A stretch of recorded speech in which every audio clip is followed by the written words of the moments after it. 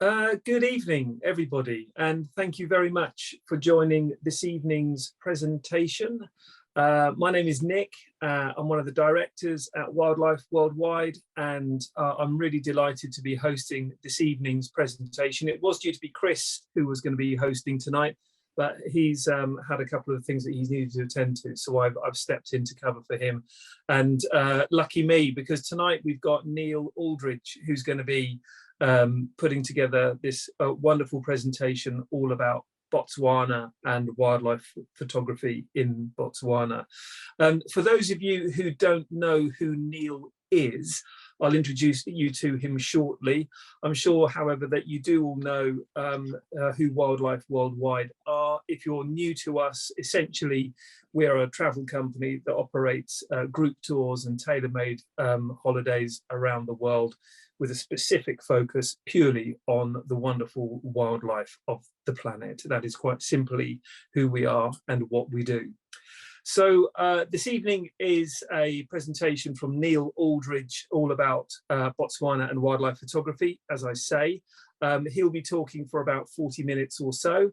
And at the end of his presentation, there'll be an opportunity for you to have any questions that you have answered. The way, please, to submit your questions this evening is either through the question function or through the chat function, and you can submit your questions that way simply by hovering either at the top of your screen or the bottom of your screen. There should be a toolbar that comes up, and you can just type your questions in there. And at the end of the presentation, I will go through those questions, and hopefully we'll be able to answer all of those between myself and Neil. Okay, and you can ask those questions at any point throughout the presentation. It's just that we'll answer them all at the very end. Okay, so for those of you who don't know who Neil is or aren't familiar with his work, well, essentially Neil is a conservationist. He's a photographer, he's a filmmaker, he's also a professional wildlife guide, and I know that many of you have travelled with him before on some of the trips that we've done with him up in Scotland, and also are due to travel with him on some of our Botswana trips as well. And a few of you may be leaving for Borneo with him and Nick Garbett this Sunday as well. Neil is also a presenter, he's a speaker, and he is also an author. In terms of his photography, though, that really is, if you pardon the pun, that is one of his main focuses. He is extremely talented, and quite rightly, he has received numerous awards, including World Press Environment category award. He has also won European Wildlife Photographer of the Year, and he has also won Best Photojournalism Awards with the NPPA within the category of environmental storytelling. His work has also been featured amongst the winners of the Wildlife Photographer of the Year contest, and he has twice, not once, but twice been a winner of the British Wildlife Photographer of the Year. So, you know, we are absolutely delighted to have Neil with us. I should also say he's extremely handsome, and I dare say he's extremely wealthy as well. So I hate him on all counts. Neil, welcome. I hope that was an accurate introduction for you. I'm going to step back, and I have had a sneak preview of some of what you're going to be showing us this evening. But Neil, he wouldn't show me the full presentation, so I'm really excited to see this myself this evening. So Neil, I'm going to hand over to you, and thank you very much. Over to you. Thank you, Nick. If it wasn't accurate, it was embarrassing. So thank you very much. Well, good evening, everyone. It's very strange doing these because I can't see you all, which is one of the joys of doing things face to face. But I hope this evening, anyway, I'll be able to excite you about one of the places in the world that excites me most, and somewhere that's close to my heart, and has also been central to a lot of my work, not just my photography, but my conservation work, and also my filming. So yeah, let's get started. I thought I'd just sort of kick off really with an image that makes this is really what I think of when I think of Botswana, this is the kind of image that comes to mind, this incredibly flat landscape. And no doubt those of you who have been, hopefully you'll have been there during the time of year when the Okavango Delta is flooded. And if you haven't been, I'm sure you'll have seen on Attenborough documentaries, these kind of wide landscape shots, these sweeping aerials where you see this flat landscape that's been inundated with water. And I'll explain a little bit about, without getting too geeky and boring about it, I'll explain a little bit about how the landscape works and ties in with the rhythms of the wildlife that we see and that we try to photograph on these trips. So this is, like I said, to me, this sort of quintessential Botswana, really.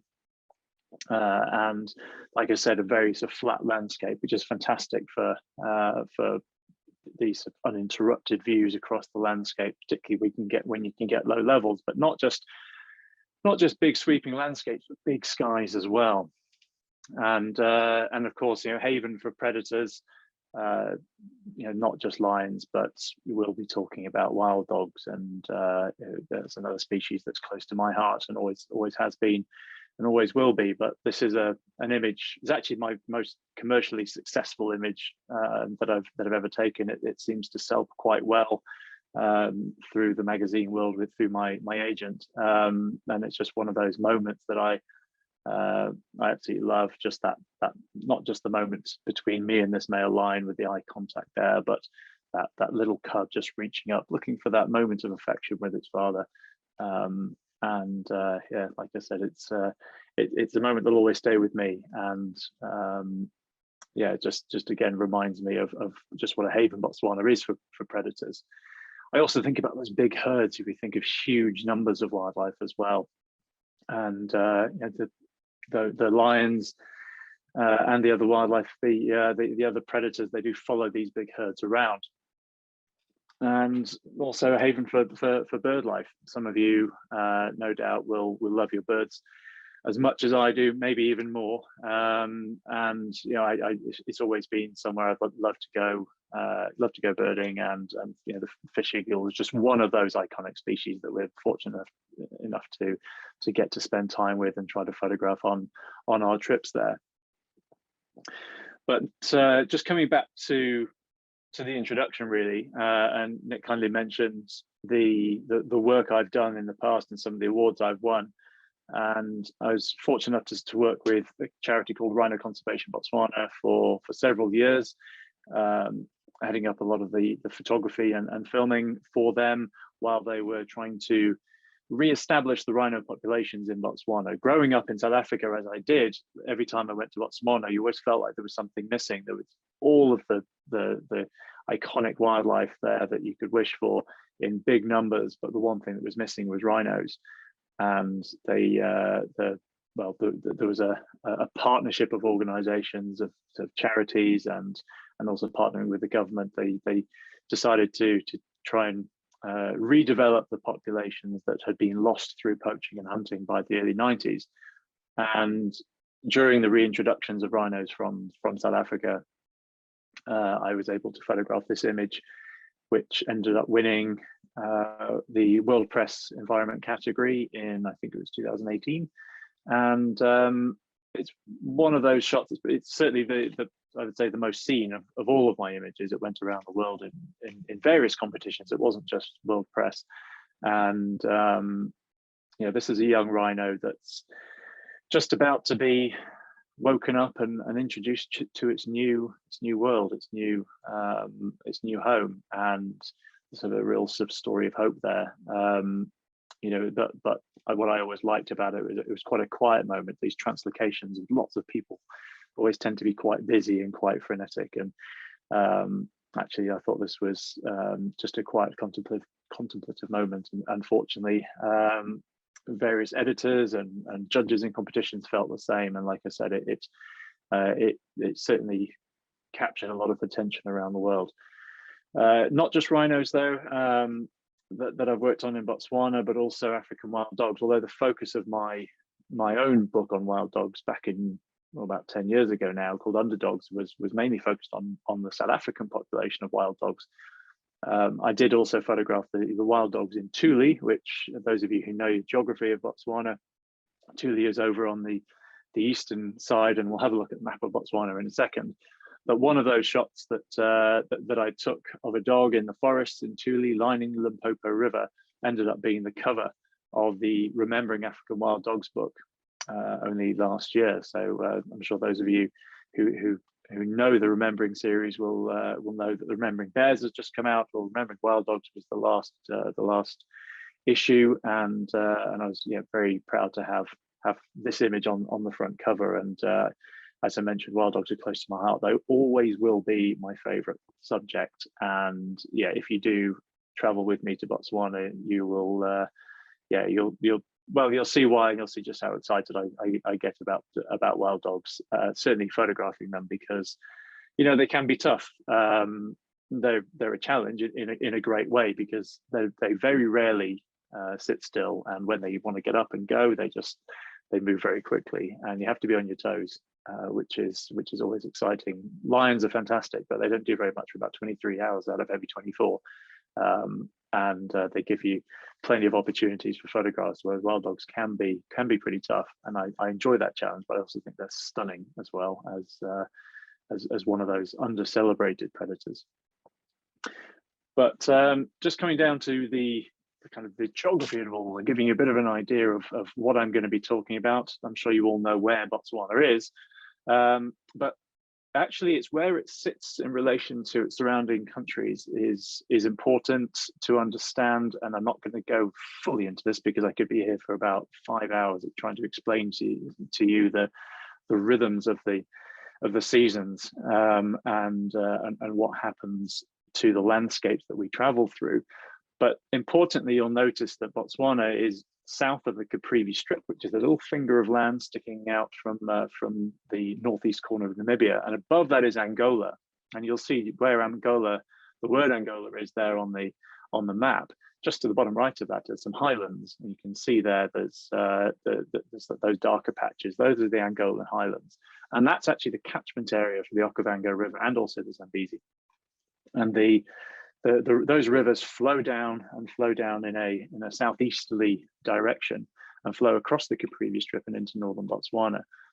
And that's why, for a lot of this conversation we're going to be having this evening, this presentation, I'm going to be talking mostly about northern Botswana. It's where we tend to spend much of our time. I did mention Thule earlier on. And some of you may have heard the name Mashatu. Some of you have maybe even been there, but that's off to the right-hand side, and near where it says Bike Bridge there, to the right in the corner next to South Africa and Zimbabwe. But we're really going to be talking about northern Botswana here this evening, and a little bit in the Magadi Pans, the sort of Moremi and Okavango system, and then a little bit of the Kalahari as well. But it's incredibly flat country, and it's that allows the waters that travel in from Angola to spread very slowly and spread out into the desert, and the slow draining of those river systems. That's what that dictates the rhythms and the behaviors of the wildlife that we're going to be talking about tonight. So a lot of people ask me, when is the best time to go to Botswana? And if I'm honest, there really isn't a bad time in my mind. It depends really what you want to see and what you want to do.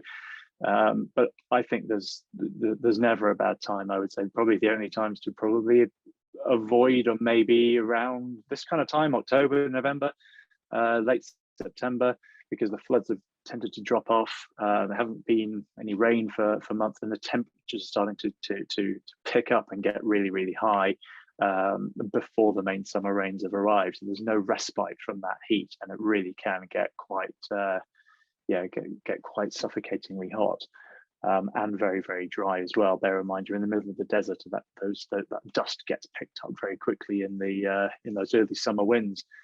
So we're going to start off actually though by talking about the middle of the year, which is when most people tend to travel to Botswana. Most people tend to go to the Okavango region in the sort of the months around July, August, and that's when we run some of our trips in the June, July, August period. And at this kind of time, those those floodplains, they've still not got any water in them.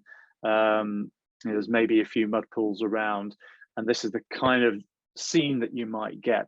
Like I said, very, very flat. If you can get low, you've got these lovely open plains without much water in them, and the predators are having to work hard to look for their prey. In these months in the interior, going down towards the Magadi Gadi, the bush is so incredibly dry, and the animals move out of these areas, and they really, really struggle to find enough water, but also enough food. And instead of mud baths, really the elephants are really, having to take dust baths just to try and keep themselves cool. And you do actually find elephants dying in those sort of dry and hot conditions. And really, some of these animals that migrate down into the middle of the country, into the Magadi Gadi pans, when those dry months then start to take their toll in the middle of the year, and the wildlife moves back up again towards the flooded north, you might find some of those animals just don't quite have the energy to make it back up there as well. So like this zebra that is on the edge of the Magadi Gadi pan zebra. We'll talk about this part of the country later on. Some of the predators struggle too. Some of those that have got territories in these drier areas, they do tend to struggle as well during these months as well. They have to work a lot harder to find their prey, and they're often scavenging on those weaker animals that are left behind. And what is left behind really are those animals that tend to thrive in these conditions. Really, jackals are one of those species. Of course, meerkats again as well. They love these open plains, particularly the Magadi Gadi pans. And during our time there, we occasionally come across them, and there is subject which I could have shown you about 20 pictures of meerkats this evening on various positions on my head, on my wife's head. And close to the camera, climbing on my shoulder, whatever. They do like to use people as a lookout. But I thought this image, it was in the People's Choice category, and actually in Wildlife Photography of the Year about 7 years ago now, 7 years ago. I always quite liked it. It breaks those rules. Don't have to have the animal looking at you, and I think it just sort of captures that feeling of meerkats just keeping a lookout, looking for danger on the horizon. And I felt the black and white worked quite well with those really perfectly dark blue skies, and the lights just catching the landscape. But in these dry months as well, you start to get fires, some of them natural, but actually a lot of them started by people. And this is so that they can prepare the ground and prepare the grasses, whether that's right or wrong, whether you agree with it or not. It's something that's been happening for millennia, and burning off the old dry grass before the floods arrive, before the flood water arrives, which ironically arrives in the middle of the year. So the rain is falling in the summer months, in sort of December, January, in those Angolan highlands, and it takes that long for it to reach the Okavango in really kind of the sort of July and August, as of the peak flood months. So this picture was actually taken just before our last trip there, back in about June, and the floods were quite late, and that's why these fires were building, and more fires across the landscape. But while we're there, the water is just starting to creep in, and you can see there some of that burnt land. But then also some green shoots already starting to come through there on the right-hand side on the edge of the waters. And every day you can see the water rising even more. But you can see very, very dry in the distance there. All that old grass is all burnt off. So it's this strange period where it's turning into this wetland wonderland, but the surrounding area is dry desert. And of course, those elephants that have moved back from the interior and moved into the delta, of course, it's just like a heaven for them, really. And Botswana is home to the greatest concentration of elephants on Earth. And I find photographing them is just such a joy. And you can try all kinds of techniques because you tend to be tripping over them left, right, and center. Really, herds, young adults like this young male, who they tend to be the ones who cause trouble and a little bit mischievous and give you a few mock charges. And of course, here on a overcast morning, knowing there wasn't really a huge amount of light, shooting with a 70 to 200 mm lens, I was able to just slow the shutter down and just capture some of that movement. And I quite enjoy capturing animals in and capturing their movement and capturing their behavior with slow shutter speeds. And also being fortunate as well to spend some time around some breeding herds and some maternity groups. And this is one of the smallest elephants I've ever seen. It is, of course, also that front line now of poaching, unfortunately as well, with people coming in from the north and looking to poach rhinos and elephants. And during the COVID years, many animals were killed, and it's one of those things that it shows the importance of tourism and the importance of what we're trying to do here as well. This isn't just about people having nice holidays. The money that we can take to countries and communities through tourism, and by taking an interest not just in wildlife but in the steps that have been taken to try and protect them by protecting land, it makes a real difference. And I think the unfortunate rise in poaching during the COVID years really shone a light on that. And I think if we can get back to these places, then it's one small part that we can play in securing their future. And elephants are really on that front line here in northern Botswana. I mentioned to you I quite enjoy the slow shutter speed. I thought I'd drop this one in. Some people like it, some people hate it. It definitely is always been one of my favorites. There's about 5 elephants in that picture. I'm not going to leave it up long enough for you to try and find them all, but yeah, it's something which I always try and recommend people have a bit of a play with if we have enough time to. And the energy in an elephant herd, it is always something fun to try and capture, really. But of course, as the waters start coming in, and as that's bringing the wildlife in from the surrounding dry interior, the predators are waiting. And that's really at the heart of the timing of our Okavango Delta photo safari that I run with Emma from Wildlife Worldwide. And yeah, I'm just going to play you a short video next, which hopefully you can all hear. I think Nick and I sorted out the sound on this, but this is just hopefully the sound will come through. It's only a bit of music, but this is just going to give you a taste of what we saw this last year on our Okavango trip. We had a fantastic trip, and keeping in mind what I mentioned there about the role of predators and being there around the edge of the Okavango region for when those herds have started to come back into the area, just as that water's starting to arrive. It's such an exciting time with lots going on, and of course bird life being pretty exciting as well. So anyway, I hope this works. Let's see.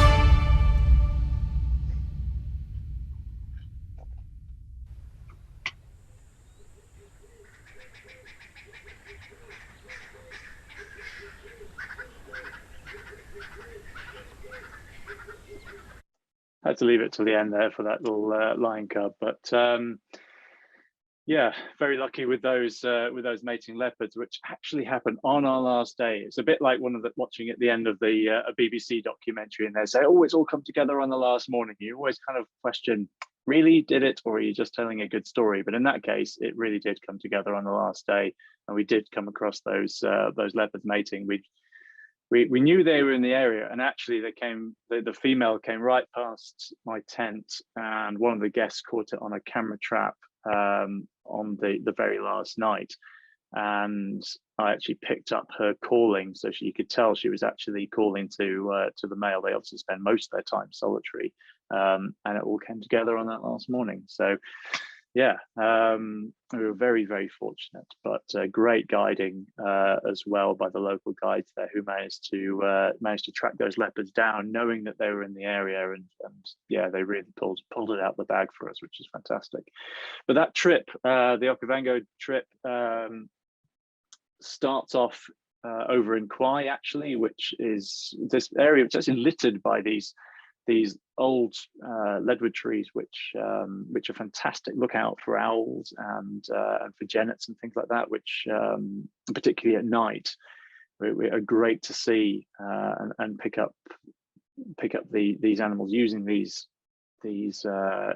dead trees as perches to hunt from, and get a view over the grassy plains. I mentioned our local guides there, and he's just one of them, one of our ground operators, just giving a bit of a sort of background to the area with some of our guests. But yeah, there's some fantastic knowledge, and we're really fortunate enough to work with some great people on the ground on all of those trips. Also, I mentioned this is happening in the middle of the year, so you're actually in the winter months in Botswana, and during that part of the year, of course, it's usually without rain. I did show you a picture earlier on, if you remember back to the picture with the smoke. There was quite a lot of cloud, actually, and that's unusual, and that cleared actually quite soon on. So something that we quite enjoy doing if we can, and you saw it at the end of the video there with that short time lapse of the stars. We do try to get out and do some just star gazing and also astrophotography for anyone who's interested, and it's a great time of year to be able to do that. Also night drives, you're able to do night drives in Kwai and also at Mardinari, which is the last lodge that we stay at on that trip. In the middle in Moremi, we're not able to, but yeah, we are able to get out at night.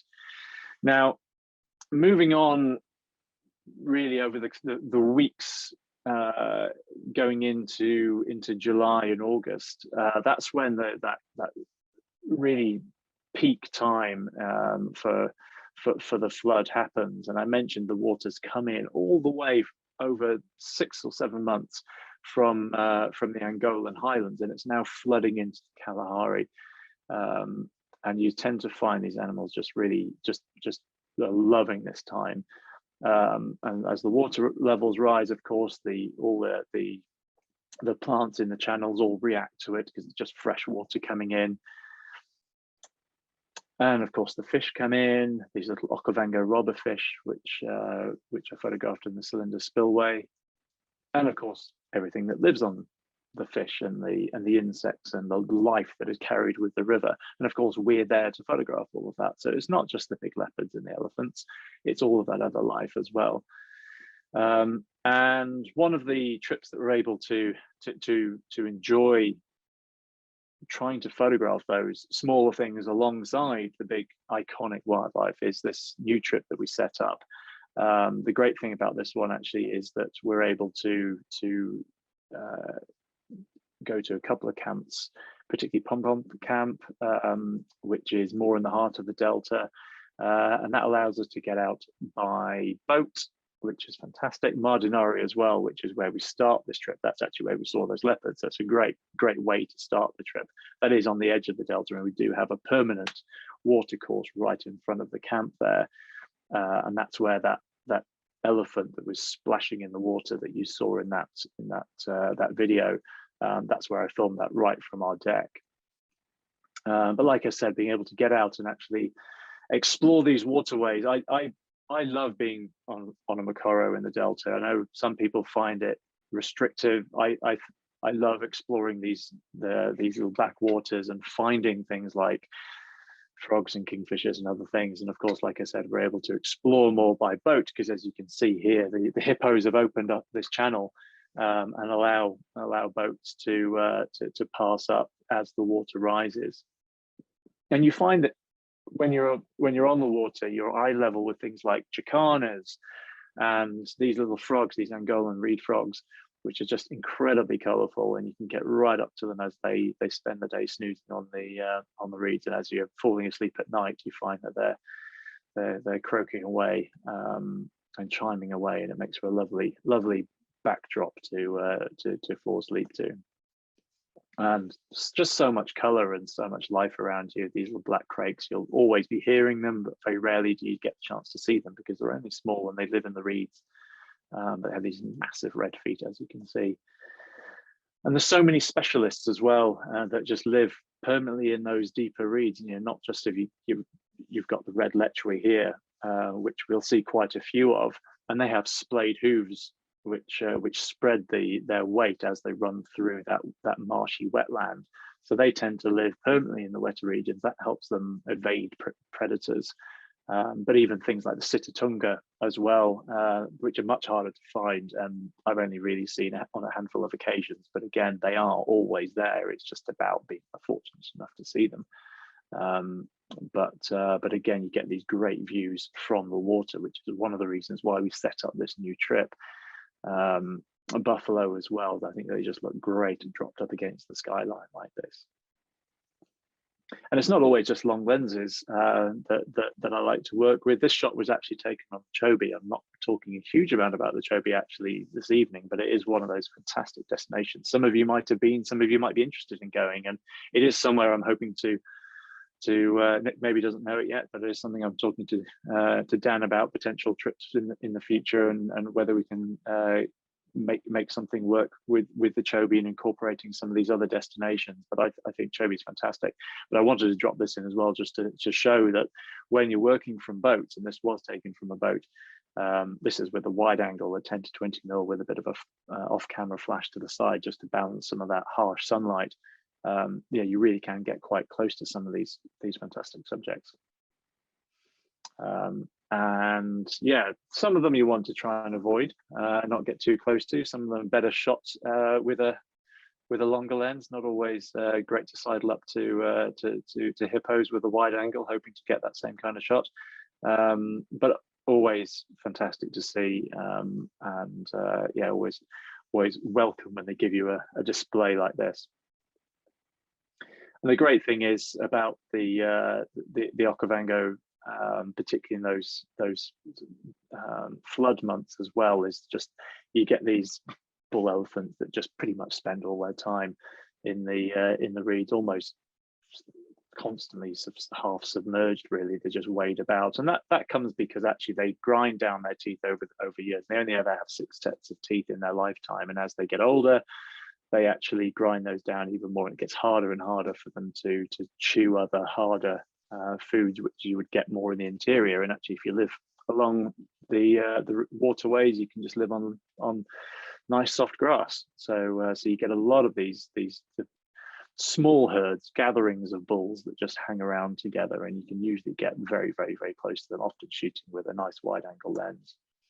But what I particularly love, as the waters come up, and as you're exploring by boat and by Mokoro, is you can get out onto the islands and walk around. And I love getting out on foot. It's something which I'm desperate to do more of on future trips.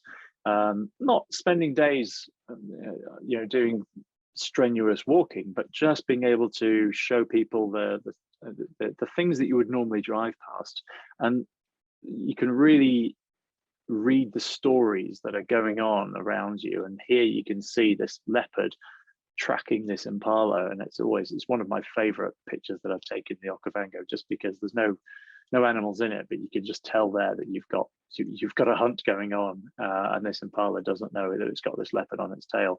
And you would only see this by getting out and actually being able to walk around.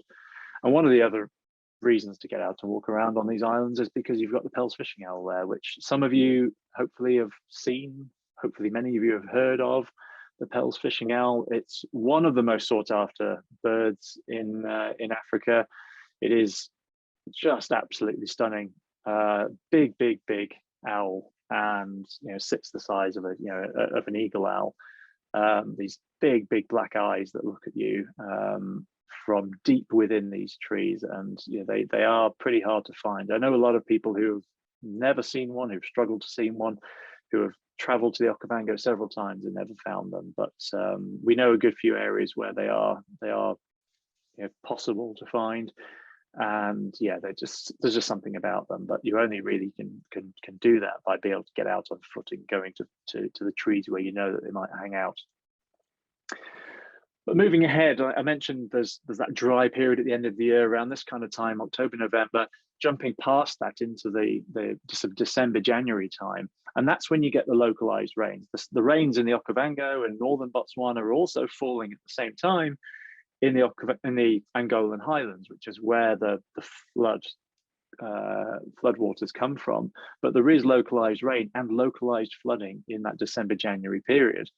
And during that time, you do get the animals enjoying that sort of respite from that searing summer heat, and spending a lot of time in these in the waterways, which again, after that flood has disappeared, dried up, because we're getting into that period of hot summer temperatures.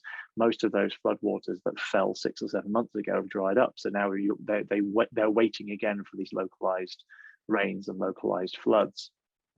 You find the herds pushing through, finding new grazing, and there's a new trip that we've set up, which I'm really excited about. I want to be able to share with you tonight, and it's actually centers around these guys, which is strange because most of the time you would think, right, let's go to Botswana and see lions and wild dogs and elephants and other things, but there is a hidden migration, a forgotten migration that happens in Botswana, and the great thing is that it's kind of reformed almost organically, which is fantastic. And the reason being is because Botswana does have a series of veterinary fences, which, again, love them or hate them.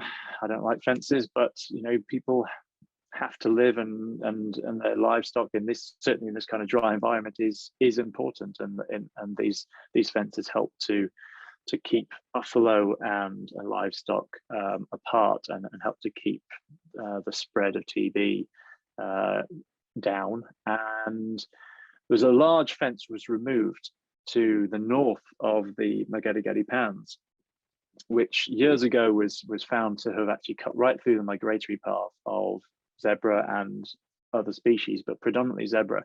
And it was a massive migration that really rivaled the big migrations in East Africa, and no one really knew about it until it had almost disappeared. I mean, internationally, of course. And what's great is, since that fence has been taken down, the zebras have reforged that route. And what we've done is set up a trip to go and try and find those herds. And of course, with big herds come predators, and these predators know that these animals are moving and when they're going to arrive. And it's an incredibly exciting time of year, really, because these predators are also relying on the herds, which are relying on the grasses, which have come from localized rains. So those summer rains are so important, not just in the Okavango, but actually further south in that central area that gets so dry in the middle month when most people travel to Botswana. Most people just think of the Kalahari as this dry, almost dry, dusty wasteland. But actually, in those summer months when hardly anyone's there, I'm talking January, there's so much life in that central region. And actually, a lot of that life is pulled in from further north. And a lot of the predators as well time the birth of their young to tie in with this boom period, really. So the Kalahari to Delta Safari is this new trip that we're just so excited about. I'm really keen to show people a side of Botswana that most people never really get to see. Like I said, this kind of lost migration, really. And we start off the trip actually in the Kalahari and looking for these black mane lions, which are just, yeah, so just incredibly powerful and iconic. And certainly when they're walking through those green plains, and yeah, it's a sight to behold. And the lodges that we stay at on all of these trips, really, they're just fantastically situated. They're just they incorporate the local environment wonderfully. Of course, the great thing about these lodges is that often they're built under trees, as you saw in the previous picture, and often these trees next to water, they might also be the only respite from the heat for miles around. So quite often you do get visitors to the camp, visitors to the boardwalks outside your tent, and so it's not uncommon to find lions and other things also coming in and benefiting from the shade that you're also benefiting from by having your safari tent underneath a large fig tree or whatever it might be. But the great thing about these camps as well, and the shade and the trees there, they do attract a lot of bird life, such as masked weavers and little bee eaters, and these are all shots from camp actually as well. So I'm always looking for opportunities on these trips to help people to find things during the day. It's nice during the downtime to just wander around and avoiding lions, of course, and looking for the smaller things that visit the camps. But like I said, going into that central region at this time of year, you've got springbok and other antelope giving birth. You've got gemsbok, which you don't tend to get up in the Okavango, and they're more the drier Kalahari specialists. So it's a chance to see some of these species that you wouldn't really get to see further north. And of course, like I said, waiting for them, you've got a great chance to see cheetah, who prefer these open environments, not so much living in the thicker bush and on the islands of the Okavango as much. We stand a really good chance of seeing them down in the Kalahari, and also as we moved on to our second camp in the Magadi Pans. Wild dogs as well, they also track these herds, and like I said, again, it's just boom time for these predators because it's boom time for the herbivores. And hopefully sometimes we might find where some of these predators have maybe stashed their youngsters, and not just chance to photograph the youngsters, but that interaction. Think back to that lion shot I showed you right at the start with the male and the youngster having that moment of interaction. These are the kind of things which we try to find on these trips. And of course, it's not just the big cats as well. You've got to love a hyena. They play an incredibly important role. I know they're not everyone's favorites, but yeah, they are actually very attentive and very caring parents as well. So just be warned, if you travel with me, you'll be hopefully you'll come away loving both wild dogs and hyenas. But the plains aren't only just fantastic for herbivores and the predators that follow them, but also birds as well. Boom time for secretary birds, and it's also that time of year, with it being summer, that all the migrants are coming in from the northern hemisphere. You also get huge flocks of quelea, millions of quelea, which will come through, and that's when you get the birds of prey picking off the quelea as well. And we're there to try and photograph birds and the impressive bird life just as much as we are also the big herds that are moving around us. And like I mentioned, it's an interesting time of year, happening in British winter, Southern African summer, and that transformation in the landscape is happening because of the localized rains. Now, I will say that this trip that we've set up could occasionally be interrupted by the odd downpour. However, I always find that the rains, this isn't like British rain where you're going to have 3 weeks of barely raincoat weather and it's just a bit overcast with a bit of mizzle.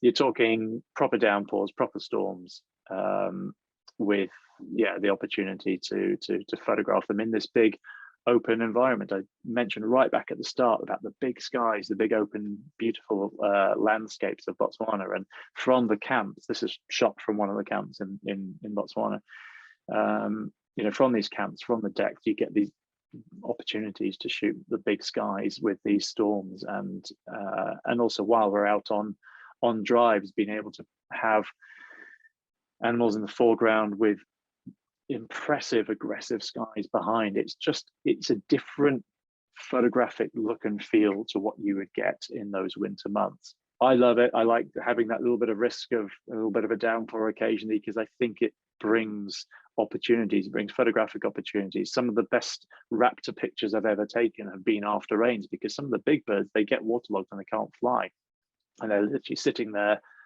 and you get incredible photographs of them while they pose, while they dry out. So like I said, it's for me, it's one of those things that provides an opportunity. Does the weather at that time of year. I'm going to finish there because I've run a few minutes over time. Our friendly meerkat is back, and yeah, he's going to just hand over to Nick and ask if anyone has any questions. I did see at the top you've got a few questions on the chat. Yeah, but I've not had that open, so I'm not aware. That's fine. Look, I mean, Neil, 3 words: wow, wow, and wow. Absolutely amazing. And I'm delighted that you're able to use so many of my images that I lent you as well. So it's a double wow. No, absolutely incredible, mate.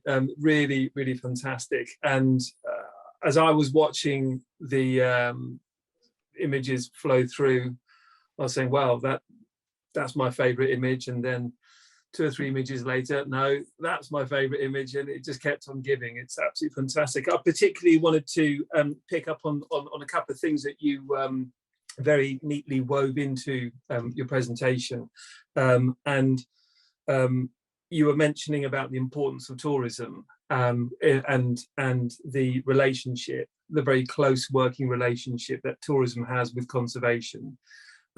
It is important. It is so important. It can't be understated or undervalued either, or rather overvalued. And you know, when the tourists aren't going, as was the case, you know, throughout the pandemic, the eyes weren't on the ground. And tourism, it not only, you know, brings money into countries.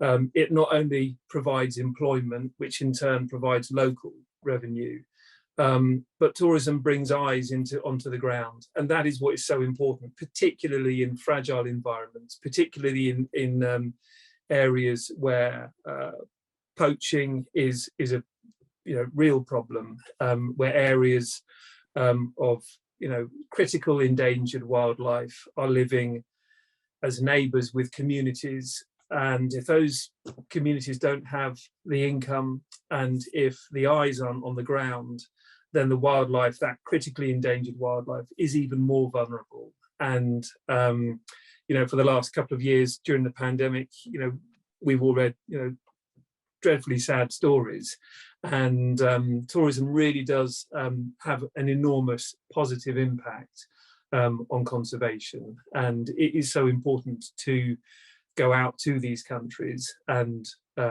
provide the eyes on the ground, because that's what the guides are doing. As well as, of course, showing us the wonderful wildlife, they are also ensuring that there is a presence there, and to that end, it is really important there as well. One of the things, Nick, just the colleague of mine who set up Rhino Conservation Botswana, I think he said it sort of perfectly, certainly that northern Botswana area, it's not just even on the ground. The waterways that I was mentioning about moving through by Mokoro or on boat, that's how most of these poachers have to come into that Okavango region. They have to cross rivers, they have to cross from the Caprivi or across the Chobe by boat, by Mokoro, and they're taking a risk by doing that. But what we are doing, you're absolutely right, it's not just a case of eyes on the ground being in a vehicle. It's when we're out walking, when we're on the rivers, when we're flying in. A lot of these lodges are remote, and you need to fly in, and to have the eyes in the air. Botswana has been one of the most secure places from a poaching point of view, but also it's shown how fragile it is, because that tourism model is so key to that. Yeah, no, it's a really important note, and and it's always going to be relevant as well. Some of the images really brought back some wonderful memories for me. I was leading a trip in the Okavango Delta at the start of the summer, going through Moremi, Kwai, Savuti, and then up into the Caprivi actually, and back down the Panhandle. And some of the images that you were showing there, it really brought back some wonderful memories of the diversity that is within the Delta. When you move from Moremi to Kwai to Savuti, those habitats are actually distinctly different from one another. And I thought your images really showed that very, very beautifully as well. I particularly liked this idea of weaving the story of water into the trips that you do. For me, for those in the audience who know me, I'm deeply passionate about Namibia, and for largely the same reason, water, but for the opposite reasons. The water that comes into Namibia is pure rainwater that falls on its land, as opposed to being brought in from Angola. And the Angolan water is kind of funneled away from Namibia. But water generally, and you know, rainwater, it has such an important impact on the wildlife movement in this area of Southern Africa, yeah, it's essential, and you know, the wildlife depends upon that as well. But look, thank you, Neil. It was brilliant. We do have some questions, okay, and I just want to fire them over to you if that's okay. Ladies and gents, if you do have any other questions, then do please drop them in. There's a couple of questions about the aerial shots and how you achieved those. And you know, were these drones or were these through helicopter?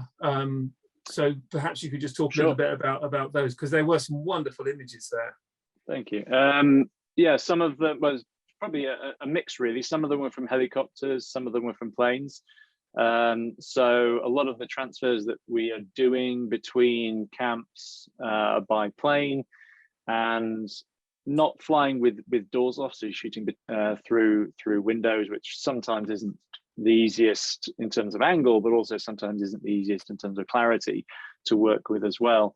But it gives you a great view of the Delta. So some of those images were that first shot that I showed you actually of the sort of the watery landscape. The very first image was shot from a plane, and that ended up being an opening double page spread for an article on BBC Wildlife, or going back probably 10 years now, to show that environment. I do also shoot from helicopters. There is a great company based in Maun called Helicopter Horizons, who supported us with our work on rhino conservation. They, hand in hand with the conservation teams there, providing logistics, providing the opportunity to get up into the air quickly to do monitoring. So we spent quite a lot of time up in the air with them. Yeah, a range of cameras. I mean, you're basically there, you're flying with the doors off as well, so freedom to be able to shoot. For anyone who's concerned about flying, I mean, helicopters, I've actually never really been a big fan of planes. Growing up, I used to get airsick. Kind of got over that, not so bad on the small planes anymore, and I was always worried about going in helicopters. Actually, they're far smoother, they're much better, and I can feel I can sort of photograph almost all day on them. And yeah, they just give you that fantastic opportunity to be a lot more mobile in the air as well, in terms of being able to say, like with the elephants, with the smoke behind it. Actually, that was an image that I was very conscious of when I saw it at the time, because I hadn't seen burning to that scale, because like I said, the rains were very late. So I was able to say to the pilot, look, you need to line me up with the elephants, the light coming through the clouds, with the hitting the smoke in the foreground. And I'm really proud of that shot, and that wouldn't really have been possible working in any other way than with those exceptional pilots at Helicopter Horizons. And some of those are also taken really with the 400mm lens as well, so quite high up, so you're not actually impacting on some of the wildlife. I think initially some of the shots we saw from the maybe 80s and 90s and from Botswana, flying low with a helicopter chasing wildlife across the plains, I think that's Yeah, there's a few more rules have come in since then, and I think rightly so from an ethics point of view in terms of chasing wildlife low down with with lenses from a helicopter, and actually to be able to show the wildlife in their environment and to not stress them out as much, I think has become come to the fore. And like I said, these pilots know how to do that, which is great. So it's something which, if you get the opportunity, if any of you travel to Botswana, if you ever want to do it as a bolt-on, if you fly in a day before or stay a day after, it's definitely worth doing. Or even just getting between camps sometimes as well. You can obviously transfer between camps using a helicopter, and it's definitely worth considering, because photographically it just provides you with some of the best opportunities. And bringing things back down to earth a little bit more, another question here is how do you get such eye level below when you're taking photographs from a vehicle? Because a lot of your images have been are very, very low down. Have you been in a vehicle for those, or were they mainly from a Mokoro, or were you doing walking safaris on those? A little bit of all of that, really. Some of them, I mean, it can be difficult in a vehicle, of course. I mean, some of them were taken lying down flat in the vehicle as much as I can. What tends to happen also when we're guiding is often I'll be sitting in the front, and that's usually to stay out of the way of guests anyway, but you tend to be a little bit lower in the front. You are a little bit more restricted anyway. But the really low level ones, where you kind of foot level that you were kind of talking about with some of those elephants and the buffalo, they would take it from the water. So you've really actually often got the animal right up above you, which you're actually just below eye level with them, which is quite remarkable. That's one of the reasons I love Mokoro, but also love boats as well. I think some of the boats around the Delta, and I mentioned our time at places like the Pom Pom Camp in the Delta is a great place to be able to explore by boat. And that provides those kind of opportunities, and birds as well. Just like I was saying, with being eye level with the Chicanas flying just over the tops of the reeds as well. That's that's something which is kind of an opportunity that's brought by getting on the water. But definitely being on foot, it's not possible everywhere, and it's one of those things that sometimes it is something that we can do. It just depends on the location, and on what we're photographing really as well, because I'm all for getting out on foot with people if possible. And actually, I'll share something with you. The lions that were shot, so actually, hang on a second, I'm just going to do that shot, but also the previous one with the same lion with the big black mane, that was actually shot on foot. I was actually barefoot at the time, because it was so swampy and so muddy that actually I couldn't wear shoes. But the guy I was with reassured me that all was fine, and that he would just stand up and take a look at us and go and lie back down again, and the lion did. So it all worked out well. But that's not. I think that's one of the good things. Don't try that at home, kids. Yeah. Well, I mean, it's not just about luck, though, is it? Seeing wildlife. It is about being in, of course, the right place at the right time. But you've also got to be with the right people, and that's crucial. And those shots that you had, or the footage that you had of the leopard there, that really was okay. Sure, you're in the right place at the right time, but were it not for the guides that you were with, who knew and were persistent enough and tenacious enough to know where to go and how to go about bringing you there, you wouldn't have got that. So it is about the people that you're with. It means so 100%. much. Yeah, absolutely. Hey, listen, look, what I'm going to do, that there are a couple more questions that I'd like to ask you, but what I'm going to do before I come to those, okay, is that I just want to launch a poll, okay, because there's three trips there that you mentioned that you're involved with: the Kalahari to Delta Photo Safari, the Okavango Photography and Style trip, and also the Delta Photo Safari. And I'm conscious that time is rolling on, and some of the guests may want to receive some information about those trips. So what I'm going to do, I'm just going to launch a poll now.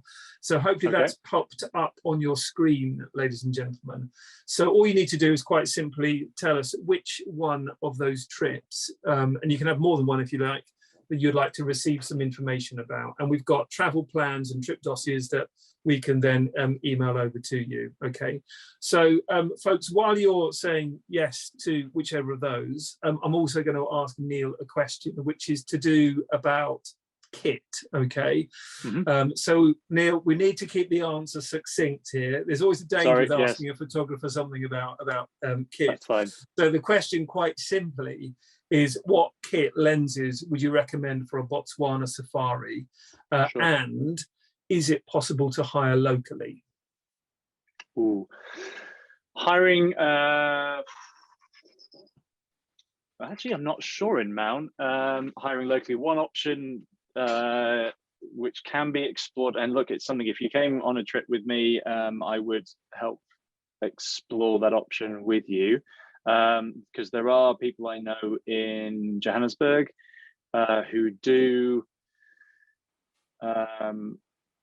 who would be able to bring kit to the airport. I guess it depends on how specialist this, the equipment is that you want to hire. No, 100%. In Chobe, it's possible if you work with Pangolin Safaris, for example, and that's someone that we're hoping to be able to do something with on their boats in the future. I know that they do hire out some kit, or they used to at least, but they're further over in Kasane, so it's not really that easy for the mound-based stuff. I think one of the easiest options, not easy, but one of those options to plan ahead is to try and look at people like ODP, who are based out of Joburg. But in terms of hiring stuff, it's a bit of an unknown quantity. But in terms of the kit that you would suggest people take with them on, for example, either one of those 3 trips, what would you suggest? I think you're ideally looking at a minimum of a 300mm lens. I mean, of course, it depends on there's so many variables, of course. It depends on the crop factor on your lens. Some of these new mirrorless cameras aren't full frame. Some of them have a crop factor. So you could turn up with a 70 to 200mm lens with a 2x crop factor on your camera. And it's always worth knowing what camera you've got and whether it has a crop factor before deciding, okay, what kind of reach are you looking for with your lens? But you don't need to be shooting with a 600. You just don't. If you've got it and you can throw it in, then fine. But actually, I've taken a 600mm to Botswana once. It's the only time I've ever shot with a 600mm, and to me it's too restrictive, it's too long. I like to be able to compose, I like to be able to pull a bit further out and place animals in the frame, for example. But I've always shot with a 400 2.8, and I love it in terms of the opportunity it gives me. That kind of range is to me is ideal. A 400mm. You start going to 500-600, it starts to get a little bit too tight a lot of the time, because like I said, we are working in places where we're able often to drive off road, places like Kwai, so you can close that gap with the animals sometimes as well. So 300 to 400mm ideally for a longer lens.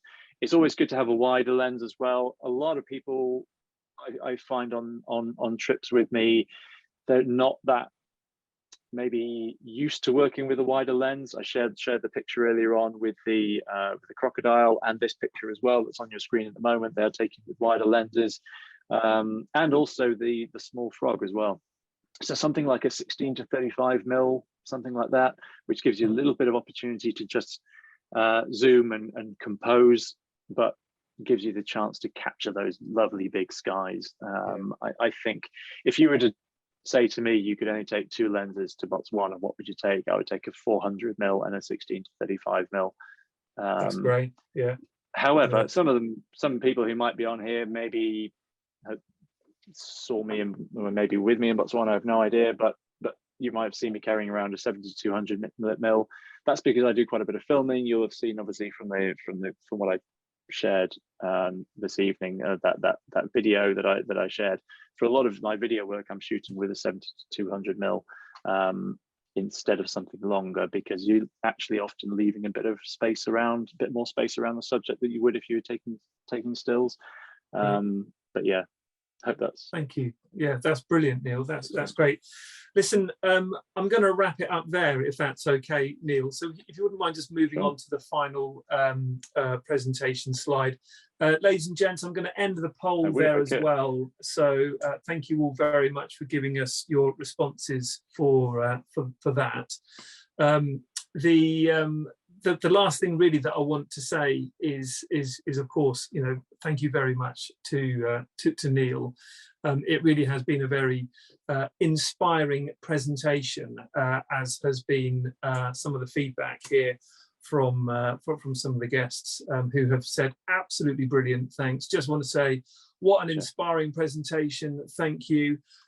Yeah, you know, lots of good things being said, so thank you, Neil. Ladies and gents, just a quick heads up for you, if you would like to book a holiday with us, then you can do that, of course.